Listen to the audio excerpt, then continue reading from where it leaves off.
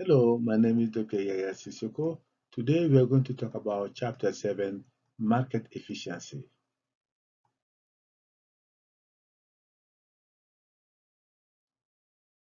So, what is market efficiency? Market efficiency can be defined as the benefit social planner wants to maximize the economic well-being of everyone in society. So, how do you measure economic well-being? Economic well-being of a society can be measured as the total surplus. It's equal to the sum of consumer and producer surplus.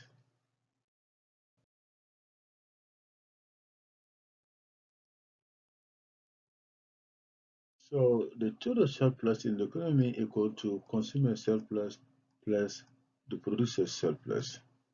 So where consumer surplus equal to value to buyer minus the amount paid by buyer. Producer surplus equal to amount received by seller minus the cost to seller.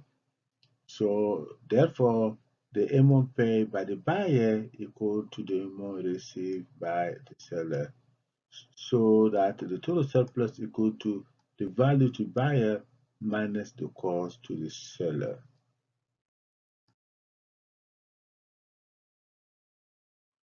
In chapter 6, we talk about government policies such as price ceiling and price floor. We can evaluate government policy in terms of equity and efficiency. What is efficiency? Efficiency is defined as the property of a resource allocation, maximizing the total surplus received by all members of society. On the other hand, equality is the property of distributing economic prosperity uniformly among all the members of society.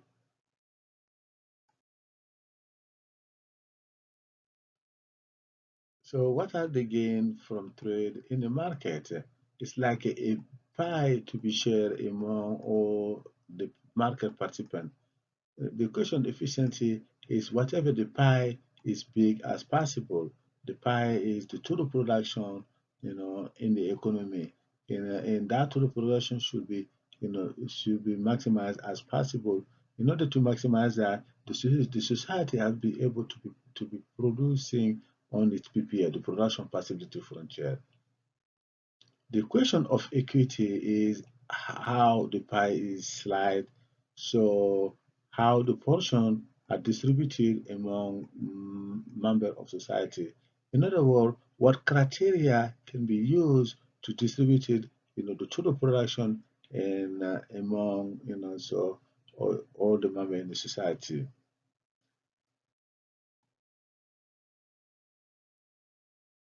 With respect to the market outcome, the free market allocates the supply of goods to buyers who can value them most highly. This can be measured by the buyer willingness to pay for the good. On the other hand, the free market also allocated the demand for goods to the seller who can produce them at the least cost. This also can be measured by the producer willingness to pay to sell the good.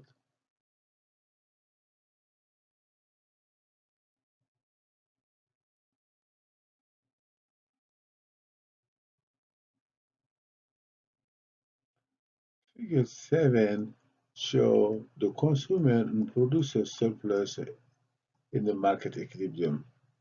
So looking at this market, the supply curve and the demand curve cross at point E where the market is in equilibrium. So the equilibrium price is given here on the vertical axis. The equilibrium quantity is given here on the horizontal axis. So the, the consumer surplus is the area below the demand curve and above the price.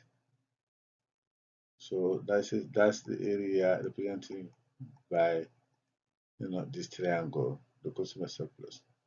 The producer surplus on the other hand is the area below the price and the area above the supply curve, which is represented by this area. So therefore, the total surplus in the market would be the consumer surplus plus the producer surplus, which is going to be area A, E, and C.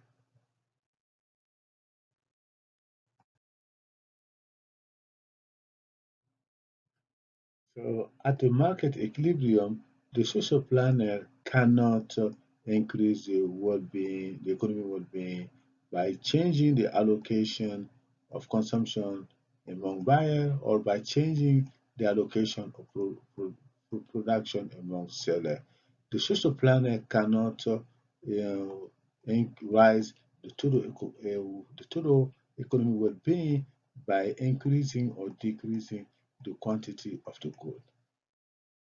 So at equilibrium, the economy is achieving the maximum welfare, so meaning it's producing the total value of goods and services that can be produced given the technology and given the availability of resources.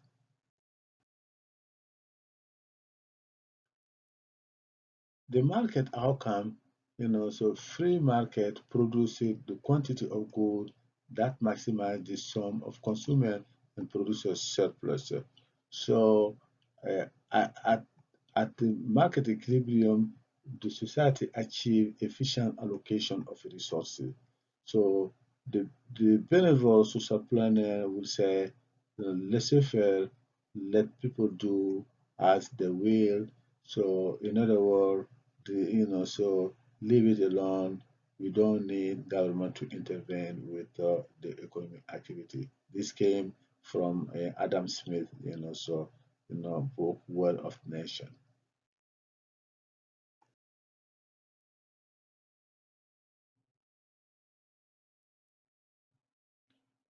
So figure 8 show the efficiency of the equilibrium quantity.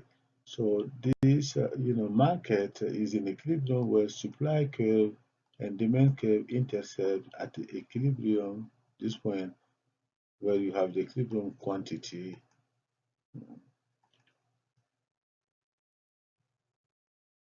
But at Q1, the value to buyer is greater than the value to the seller.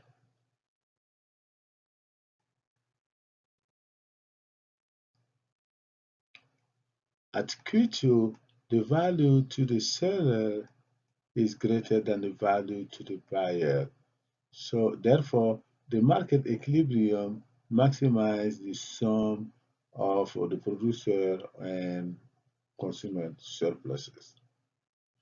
One example so market efficiency could be parking meter in most of the big city in the US where you have to pay, so the city use local government, local city use, the parking meter system, the theory of the invisible end to price, so the to price the parking in the city.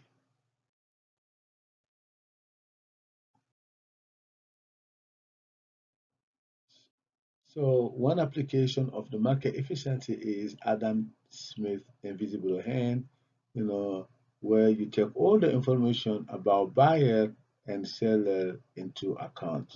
So this will guide everyone in the market to the best, outcome, and it will allow to achieve economic efficiency. So free market is the best way to organize economic activity.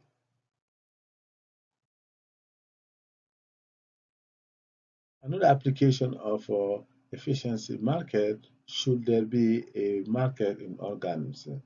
So, so the current situation is, typically patient wait several years for a kidney transplant because it's not easy to find kidney And even if you find kidney, you have to have a match. The donor have to be a match, so before you can have a kidney transplant. And so for that reason, every year, thousands of people die because of a kidney cannot be found.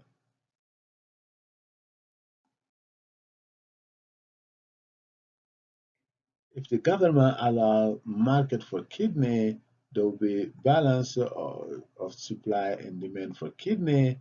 Seller get an extra cash in the pocket for selling the kidney. Buyer get to live because they have a chance to buy the kidney. There will be no more shortage of kidney. This will allow efficient allocation of resources.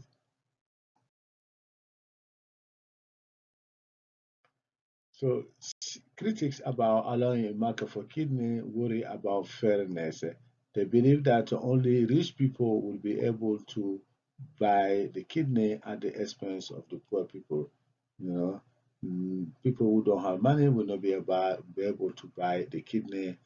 So also is the current system fair? So, some people have an extra kidney, they don't really need it, others are dying to get one.